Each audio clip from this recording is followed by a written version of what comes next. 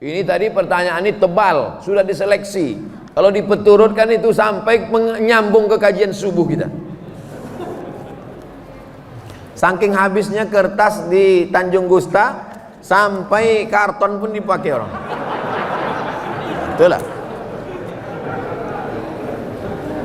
Kalau sesudah berwudu, kalau udah berwudu, boleh tak dilap? Boleh tak dilap air wudu? Melap air wudu hukumnya makruh, kata Imam Nawawi, meninggal tahun 676, dalam kitabnya Al-Majmu' Syarah Muhazzab. Melap, mengusap air wudu pakai anduk hukumnya makruh. Tapi kalau kedinginan boleh. Di Maroko kalau bulan Januari 0 derajat kedinginan, di asrama tak ada pemanas air, mau dimasak pakai gas mahal, berwudulah pakai air dingin macam kulkas. Habis berwudu langsung dilap. Tapi di tempat kita tropis 30, 35, 32, 33 derajat, kenapa dilap? Biarkan sampai kering. Mau dilapnya juga tidak sampai batal, hanya sekedar makruh saja. Harta yang boleh dihibahkan itu berapa dari harta yang kita punya? Hebat orang Tanjung Gusta ini. Nampaknya semua mau dikasihkannya ini. Waktu Nabi sedang membebaskan kota Makkah, ada sahabat Nabi itu yang sakit, dijenguk Nabi. Anaknya cuma satu, perempuan. Laki anak perempuannya ini menantunya kaya pula. Kata dia, semua hartaku mau ku kasih untuk Islam. Kata Nabi, tak boleh.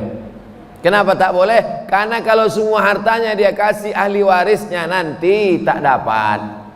Kalau kau tak mau semua, ambil setengah, 50%. Kata Nabi, tak boleh. Kalau begitu sepertiga diterima. Jadi kalau mau mengasih harta, kasih sepertiga. Yang 6, kalau 1 miliar 333 juta, yang 666 juta dibagikan ke ahli waris. Karena udah ada niat kalau dia mati nanti ahli waris tak dapat.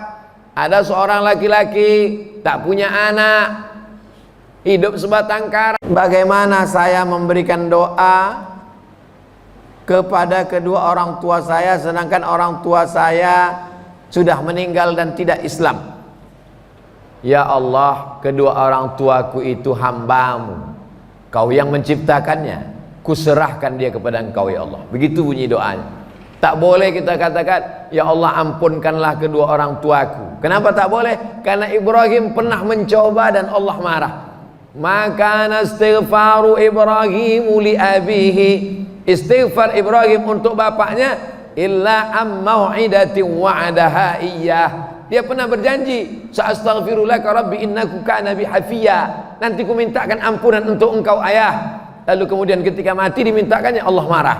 Karena waktu hidupnya melawan Allah Subhanahu wa taala. Lalu kemudian falamma tabayyana lahu annahu aduwwul lillah, ketika sudah jelas bagi dia bahwa ayahnya itu musuh Allah, tabarra'a minhu, dia pun melepaskan diri. Ya Allah, orang tuaku itu hamba Engkau, ciptaan Engkau, kuserahkan dia kepada Engkau ya Allah. Karena kita tak punya daya, tak punya upaya. La haula wala quwata illa billah.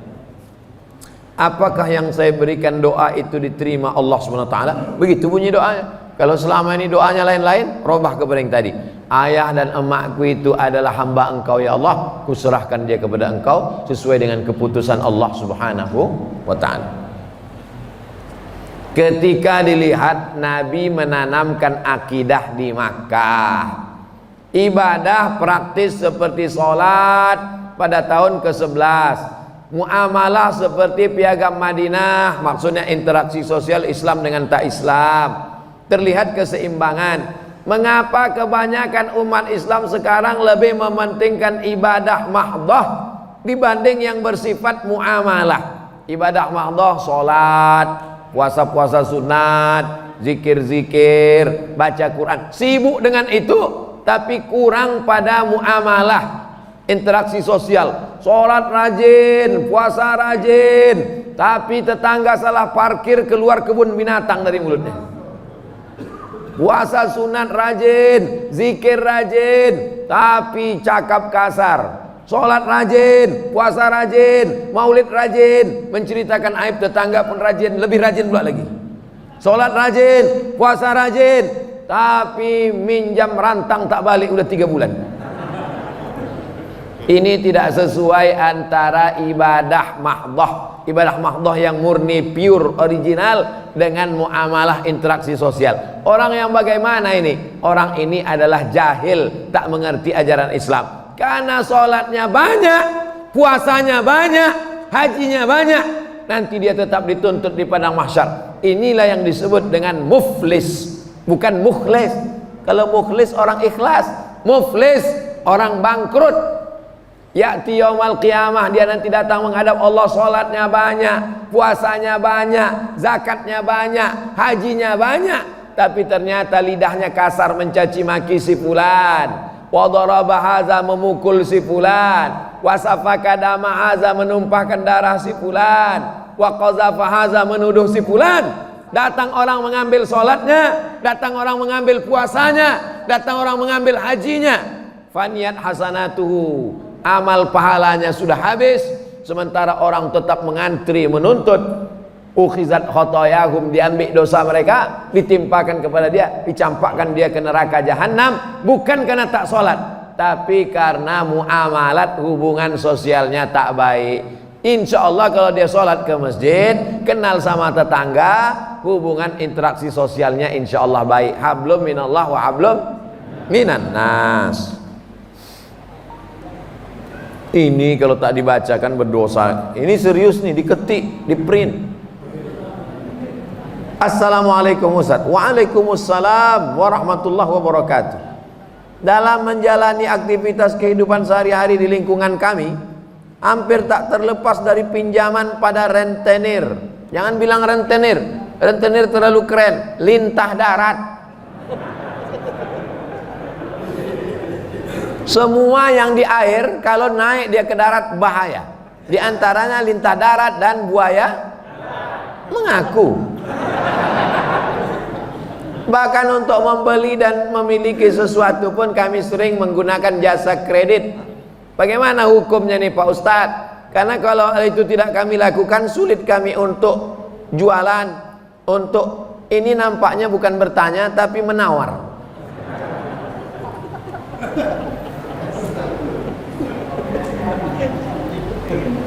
Maka bedanya rentenir, rentenir pula. Bedanya lintah darat dengan syariat Islam itu letaknya di mana?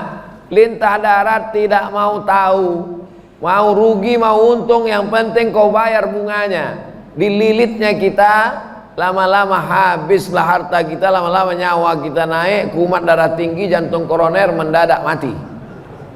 Mati dalam keadaan berhutang di sekeliling pinggang. Na'udzubillah. Mudah-mudahan Allah selamatkan kita dari riba ini insyaallah. Adapun jual beli dengan kredit tapi akadnya barang dengan uang, maka hukumnya boleh. Misalnya Pak Ketua Masjid mau jual sepeda motor ke saya. Ustadz Somad, mau ku jual sepeda motorku ini ke Ustadz. Berapa harganya Pak Haji? Ini 10 juta, Ustadz cicil lah 10 bulan, sebulannya 1 juta. Boleh apa tak boleh? Gimana detailnya Pak Ustadz? Silakan buka handphone, tulis di Google Somad Maroko, Google, tulis di situ SOMADMOROCCO, Somad Maroko. Maroko bukan Maroko. Maroko tempat saya kuliah dulu. Somad Maroko, tulis setelah spasi kredit, enter. Dapat tulisan Somad Maroko kredit. Dah tengok di baris bawah, jual beli kredit tidak ada keberatan di dalamnya. Tak ada keberatan berarti boleh.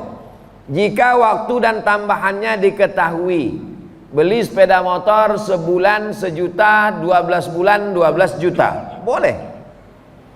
Meskipun harga kredit lebih mahal dari kontan, karena penjual dan pembeli sama-sama dapat untung. Penjual mendapat manfaat tambahan harga, sedangkan si pembeli mendapat manfaat tambahan waktu tempo. Adakah zaman Nabi orang kredit? Ada. Dalam Sahih Bukhari bahwa seorang muslim membeli budak namanya Barirah, di kreditnya selama 9 tahun, 1 tahunnya dibayar 40 dirham. Ada. Jadi yang tak boleh itu pinjam duit, bayar duit. Pinjam 10 juta, bayar 12 juta, haram. Adapun uang dengan barang, maka tidak apa-apa. Itulah bedanya lintah darat dengan bank syariah. Di bank syariah akadnya adalah saya mau beli mobil, duit tak ada, maka saya datang ke bank, lalu bank kemudian membelikan mobil itu. Apakah akadnya itu dengan cara dia beli mobil lalu dia jual mobil, akadnya mobil dengan uang, atau dibeli taukil, atau akadnya kafalah. Jadi akadnya macam-macam, orang tak mengerti karena di fikih masjid sibuk dengan fikih toharoh, air suci mensucikan. Asik dibahas masalah khilafiyah, masalah kaki celana, masalah jenggot, masalah darah bisul, darah jerawat, darah wiladah, darah nifas, darah haid, darah nyamuk, macam-macam. Padahal muamalat ekonomi Islam ini penting. Jadi kesimpulannya, kalau dengan interaksi bank syariah, insya Allah sudah keluar fatwa DSN, Dewan Syariah Nasional. Mudah-mudahan kita selamat. Tapi dengan rentenir, dengan meminjamkan uang, bank berjalan berkeliling, riba menjerat leher, mudah-mudahan kita diselamatkan dari riba ini insya Allah. Amin ya rabbal alamin. Sekarang manusia ini menjadi makhluk yang konsumtif. Zaman dulu orang cukup punya sepatu cukup, sekarang punya sepatu mesti mahal. Zaman dulu orang punya jam cukup, sekarang jamnya mesti bermerek mahal. Padahal jam mahal sama jam murah kalau sudah habis baterai sama, mati juga. Dulu orang asal pakai baju cukup, sekarang orang pakai baju outfit, dia mesti berdiri mahal, style, gaya hidup naik gara-gara kehidupan yang konsumtif dengan medsos dan lain sebagainya. Maka iqna' bima qasamallahu lak takun aghnan nas, merasa cukup dengan pembagian Allah sehingga engkau menjadi orang yang berkecukupan. Makanya kita diajarkan doa, Allahumma aghnina bihalalika an haramik, cukupkan hati kami dengan yang halal sehingga kami tak mencari-cari yang haram. Orang kalau sudah dicukupkan hartanya, dicukupkan makannya, tapi sibuk mencari yang haram, sesungguhnya itu hukuman. Hukuman bukan dalam bentuk penyakit, tapi hukuman dalam bentuk hawa nafsu yang tak pernah kering, yang tak pernah cukup. Makanya di antara doa diajarkan Nabi, Allahumma inni a'udzubika min ilmin la yanfa', jauhkan aku dari ilmu yang tak bermanfaat. Sudah tahu riba, sudah tahu haram, dikerjakannya juga tak ada manfaat ilmu. Wa min qalbin la yakhsha', jauhkan aku hati yang tak takut pada Allah. Sudah dikatakan haram, nanti bangkitnya macam orang kerasukan setan, doa tak dikabulkan Allah, darah dagingnya tempat api neraka, tak ada takutnya. Wa min nafsin la tasma', jauhkan kami dari nafsu yang tak pernah kenyang. Wa min du'ain la yusma', jauhkan kami dari doa yang tak dikabulkan. Kenapa doa tak dikabulkan? Karena hawa nafsu. Kenapa hawa nafsunya tak bisa terkendali? Karena tak ada rasa takut. Kenapa tak takut sama Allah? Karena ilmunya tak bermanfaat. 4 ini saling berkait. Mudah-mudahan ilmu yang kita pelajari malam ini bermanfaat. Apa tanda ilmu bermanfaat? Hati takut. Apa tanda hati takut? Nafsu terkendali. Apa tanda nafsu terkendali? Doa terkabulkan. 4-4-nya kita diselamatkan Allah SWT. Amin ya rabbal alamin. Ala hazin niyah, untuk niat segala yang baik-baik. Al-Fatihah. A'udzubillahi minasyaitonir rajim. Bismillahirrahmanirrahim. Alhamdulillahi rabbil alamin. Arrahmanirrahim. Maliki yaumiddin. Iyyaka na'budu wa iyyaka nasta'in. Ihdinas siratal mustaqim. Siratal ladzina an'amta 'alaihim ghairil maghdubi 'alaihim waladdallin. Amin.